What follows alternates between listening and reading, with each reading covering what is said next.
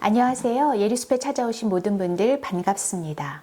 오늘도 제가 일상에서 겪는 소소하지만 아주 소중한 순간들에 대한 얘기부터 해볼 건데요. 이름하여 내 일상의 반짝 모멘트 코너입니다. 얼마 전에 제가 모임이 있어서 오랜만에 명동에 나갈 일이 있었거든요. 그런데 정말 입이 딱 벌어지고 말았어요. 왜냐하면 외국인 여행객들이 그 거리를 가득 채우고 있었기 때문이에요. 여러분들이 흔히 생각하실 수 있는 일본, 중국, 동남아시아 이런 아시아권 손님들만 오신 게 아니고요. 딱 보기에 서구권에서 온 걸로 보이는 그런 단체 관광객들이 이렇게 깃발을 높이 치켜든 가이드 뒤를 따라서 졸졸졸졸 수십 명씩 이렇게 이동하시는 그런 모습을 제가 여러 차례 목격할 수 있었습니다. 네, 그 명동성당으로 가는 큰 길 아시죠? 거기에는 막 포장마차들이 줄지어 서 있어가지고요. 구운 밤이라든가 닭꼬치라든가 또 회오리 감자라든가 이런 음식들을 팔고 있었고 그걸 사 드시는 여행객들로 정말 인산인해를 이루고 있더라고요. 근데 그 광경을 보면서 제 마음속에서요. 감사하다. 감사하다. 정말 감사하다. 그런 소리가 들려왔어요. 왜냐하면요, 그 코로나 기간에 제가 같은 모임 때문에 분기에 한 번씩은 그 명동에 갔어야 했거든요. 그때는 외국인 여행객이라고는 찾아볼래야 찾아볼 수가 없었습니다. 덩달아서 내국인도 손님이 발길이 뚝 끊겨가지고요. 지금 이렇게 흔하게 보이는 포차는커녕 대로변에 있는 상점들도 다 컴컴하게 불을 끈 채로 텅 비어 있었어요. 그래서 이른 저녁 시간에 제가 거길 지나다니는 게 좀 무섭다라고 그런 느껴질 정도였습니다. 그런데 그렇게 적막했던 거리가 이렇게 사람들로 북적이는 그런 사람 냄새 나는 거리로 다시 살아났잖아요. 그러니까 제가 얼마나 그분들한테 고마운 마음이 들었겠어요. 그래서 저는 이분들이 정말 한 분 한 분 좋은 추억만 가득 안고 돌아가셨으면 좋겠다. 그런 생각이 들어서 제가 할 수 있는 아주 최소한의 일을 했습니다. 뭐냐면요. 저와 눈이 마주친 모든 여행객 분들께 제가 지을 수 있는 가장 환한 미소를 보내드렸어요. 민망하지 않았냐고요? 안 민망했습니다. 왜냐하면 그분들이 저에게 저보다 더 환한 웃음을 되돌려 주셨거든요. 비단 그 명동까지 가지 않더라도요. 제가 사는 동네에서도 요즘 정말 세계 각국에서 온 여행객들을 마주치게 됩니다. 제가 사실 서울의 홍대 근처에 살거든요, 여러분. 이 홍대 근처에는 에어비앤비 같은 외국인을 겨냥한 숙소들이 참 많아요. 그래서인지 밤낮을 가리지 않고 정말 다양한 인종, 다양한 연령대, 또 다양한 구성의 여행객들이 오가는 걸 제가 마주치게 됩니다. 운전을 별로 안 좋아해서 많이 걸어 다니거든요. 웬만한 거리는. 그러다 보니까 제 눈에 오히려 여행객들이 많이 띄는 게 아닌가 하는 생각도 들어요. 연인이나 친구끼리 오시는 분도 계시고요. 또 이렇게 어린 자녀를 동반한 가족 단위 여행객도 상당히 많습니다. 때로는 저에게 길을 묻거나 아니면은 이런 건 어디서 살 수 있어요? 라고 이렇게 도움을 청하는 분들도 계신데 그러면 기꺼이 응해드리곤 합니다. 여러분 입장 바꿔 생각해보면 우리가 좀 모처럼 어디 외국에 여행 간다고 하면 엄청 이것저것 많이 따져보잖아요. 볼 때는 많은지, 음식은 맛있는지, 가격은 적정한지, 아니면 사람들은 친절한지 등등등이요.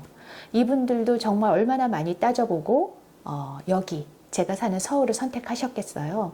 그러니까 저는 제가 할 수 있는 최소한의 그런 친절을 베풀고 싶은 마음이 드는 게 당연한 거죠. 그런데 어느 날 그분들을 이렇게 보다가 문득 떠오른 시가 하나 있어요. 사람이 온다는 건 실은 어마어마한 일이다. 이런 시구 들어보신 적 있으신가요? 정현종 시인이 쓴 방문객이라는 시인데요. 여러분 그 시가 별로 길지 않아요. 그래서 한번 제가 읽어볼까 합니다. 들어보시겠어요?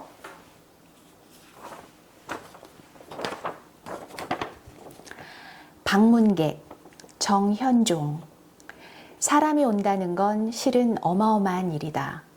그는 그의 과거와 현재와 그리고 그의 미래와 함께 오기 때문이다. 한 사람의 일생이 오기 때문이다. 부서지기 쉬운, 그래서 부서지기도 했을 마음이 오는 것이다. 그 갈피를 아마 바람은 더듬어 볼 수 있을 마음, 내 마음이 그런 바람을 흉내낸다면 필경 환대가 될 것이다. 여러분 어떤가요? 이 시를 듣고 나니까 정말 사람이 온다는 건 어마어마한 일인 것 같죠?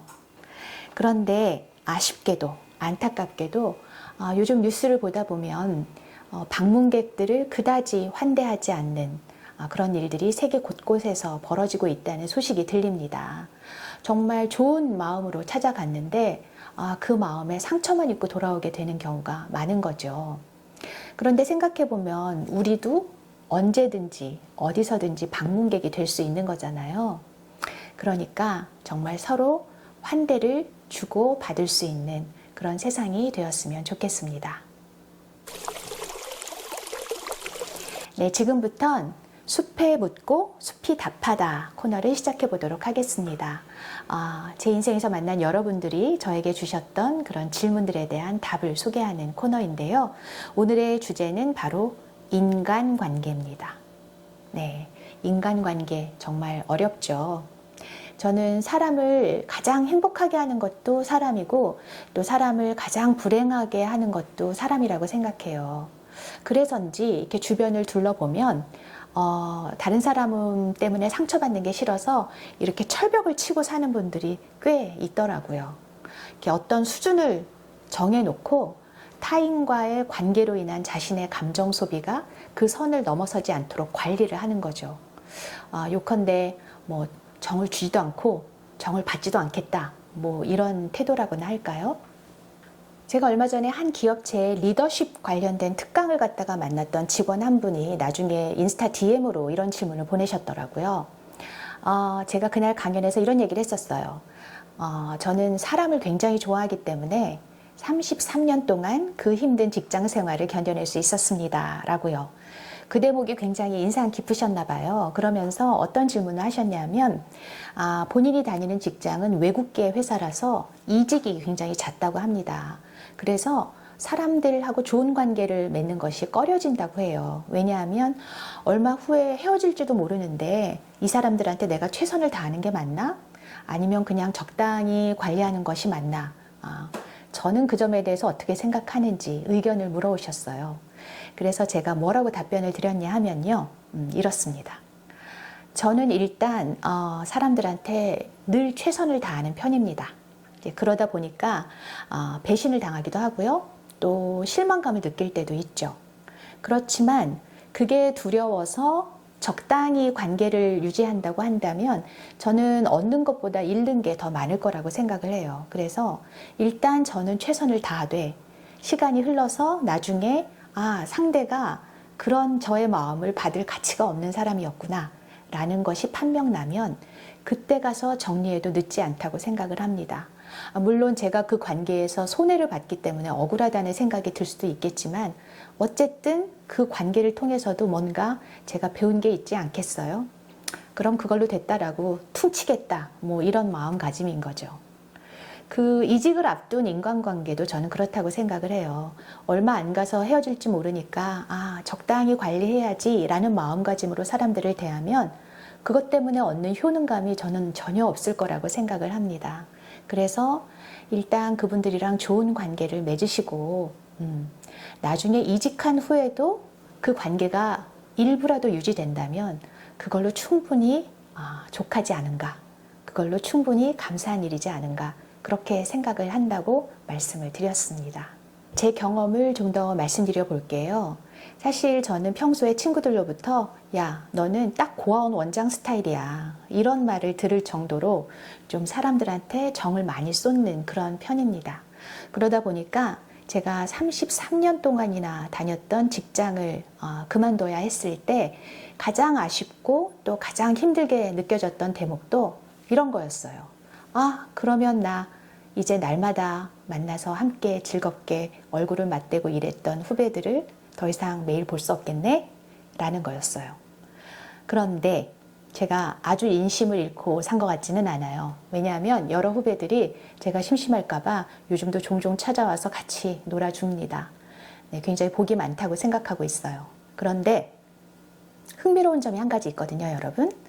어떤 후배들은요, 제가 회사 다닐 때 엄청 잘해주고 또 저한테 덕을 입은 것도 많고 그렇기 때문에 내가 퇴직을 해도 연락을 자주 하겠지? 라고 기대를 했었는데 전혀 전화 한 통 없는 그런 친구도 있고요. 또 반대로 이 친구는 내가 별로 잘해준 게 없고 또 내가 특별히 뭘 혜택을 준 것도 없으니까 연락하지 않아도 별로 섭섭하지 않아. 이렇게 생각을 했는데 정말 애달파하면서 저에게 안부를 챙기고 또 시시때때로 찾아오고 이런 후배도 있는 거예요. 그래서 저는요, 여러분, 이렇게 생각하기로 했어요. 그 연락을 하지 않는 후배들한테 섭섭해하는 게 아니라 지금 제 곁에 남아서 함께 놀아주는 친구들을 더 소중하게 생각하기로요. 네. 떠날 사람은 떠나게 내버려 두는 거죠. 내리고 하는 겁니다. 그래야 새로운 사람이 들어올 공간도 생기죠.